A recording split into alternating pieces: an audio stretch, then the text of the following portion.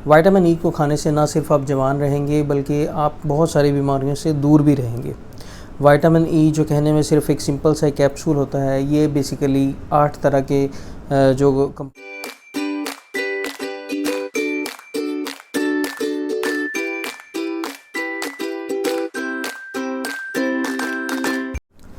अस्सलाम वालेकुम, welcome to Uro Talks with doctor Haris. मेरा नाम डॉक्टर मोहम्मद सिद्दीक हारिस है और मैं कंसल्टेंट यूरोलॉजिस्ट हूँ। Nowadays I am working as a senior registrar in Sheikh Zayed hospital Rahim Yar Khan as well as a consultant urologist at doctors clinic Sadiqabad. आज हमने जिस इम्पॉर्टेंट टॉपिक पे बात करनी है वो आप लोगों के लिए बिल्कुल अनजान नहीं होगा, मैं उम्मीद करता हूँ। आज हमने एक ऐसे कैप्सूल, ऐसी मेडिसिन के बारे में बात करनी है जिसको हम मैजिकल ड्रग कहते हैं। आज हमने बात करनी है विटामिन ई के ऊपर। विटामिन ई क्या है और विटामिन ई के क्या क्या फ़वाइद हो सकते हैं। कोई 9-10 फ़वाइद हैं जो मैं आपको बताऊंगा और इसको लेने से क्या क्या फ़ायदा हो सकता है। ये सारी चीज़ें आज हम इस वीडियो में डिस्कस करेंगे। चलिए शुरू करते हैं आज की वीडियो। विटामिन ई जैसे मैंने आपको बताया है, अमूमी तौर पर काफ़ी सारे डॉक्टर्स जो हैं वो तजवीज़ करते हैं। इसके बहुत सारे फ़वाइद होते हैं। सबसे पहले हमारे लिए जानना ये ज़रूरी है विटामिन ई बेसिकली होता क्या है। विटामिन ई जो है ये एक ऐसी चीज़ है, ये ऐसी ड्रग है जो कि अपनी बॉडी के अंदर एंटीऑक्सीडेंट का काम करती है। क्योंकि आपके जिस्म के अंदर जो एंटी एजिंग प्रोसेसेस हो रहे होते हैं, जो कि due to reactive oxygen species की वजह से, तो उनको फ़ाइट करने में ये बहुत ज़्यादा हेल्पफुल होते हैं। विटामिन ई को खाने से ना सिर्फ आप जवान रहेंगे बल्कि आप बहुत सारी बीमारियों से दूर भी रहेंगे।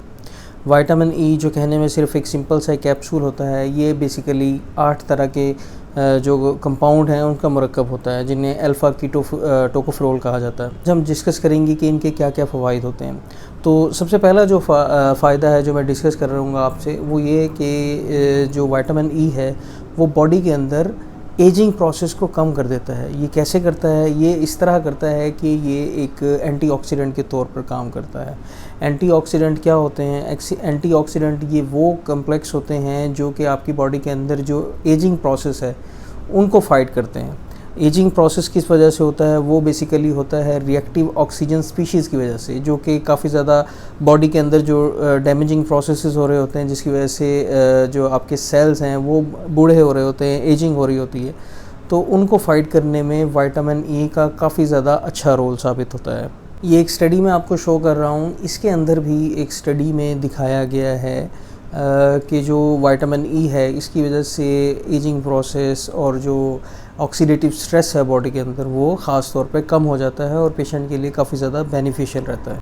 दूसरे नंबर पे हम बात कर लेते हैं विटामिन ई का क्या फ़ंक्शन है। वो ये कि ये कार्डियक डिजीज़ को कम करता है, मतलब दिल की बीमारियों को कम करता है। दिल की बीमारियां किस वजह से होती हैं आपको पता है? एक ज़्यादा ब्लड प्रेशर की वजह से, और दूसरा अगर आप अपने लिपिड प्रोफाइल कराएं उसके अंदर अगर एलडीएल ज़्यादा है और ट्राइग्लिसराइड्स ज़्यादा है, ये वो मुरक्कबात हैं जो कि शरीयानों में जमा हो जाते हैं, वहाँ पर प्लैक्स बना लेते हैं जिसकी वजह से दिल की बीमारियां काफ़ी ज़्यादा हो सकती हैं। दिल के अटैक हो सकते हैं, एंजाइना हो सकता है पेशेंट को, और अल्टीमेटली कुछ पेशेंट्स को बाईपास सर्जरी वगैरह भी करानी पड़ सकती है।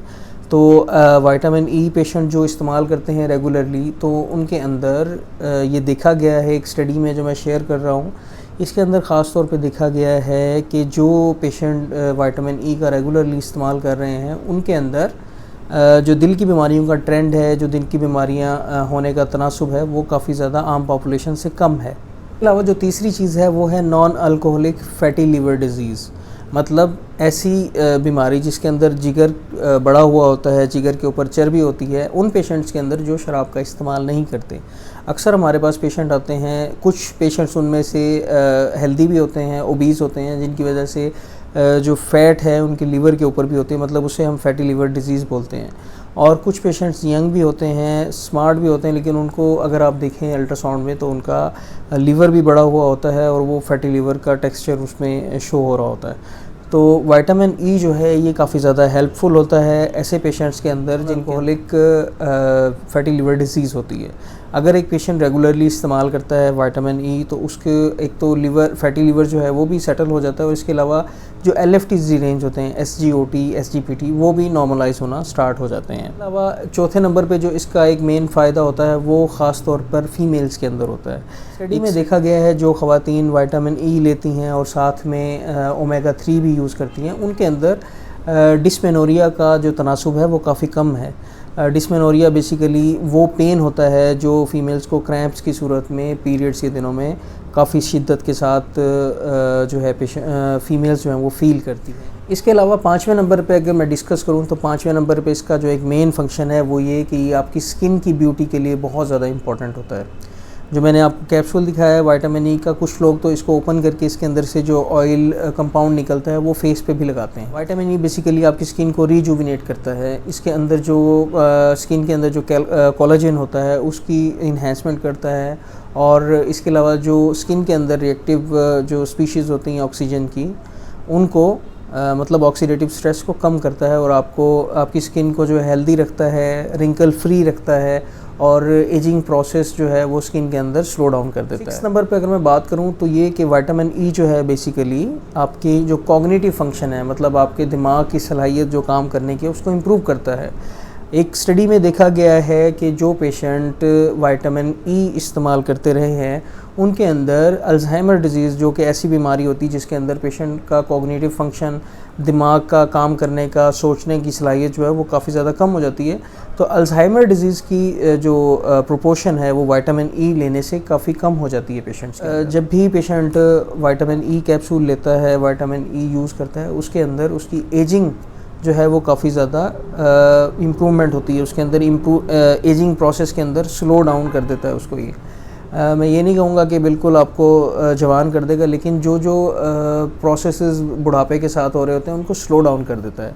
इसके अलावा आपके इम्यून सिस्टम को काफ़ी ज़्यादा इम्प्रूवमेंट जो है वो देखने में आती है, जिसकी वजह से अल्टीमेटली आपकी जो बीमारियां हैं, क़ुव्वत मुदाफ़त कम होने की वजह से वो उनके अंदर कमी देखने में आती है।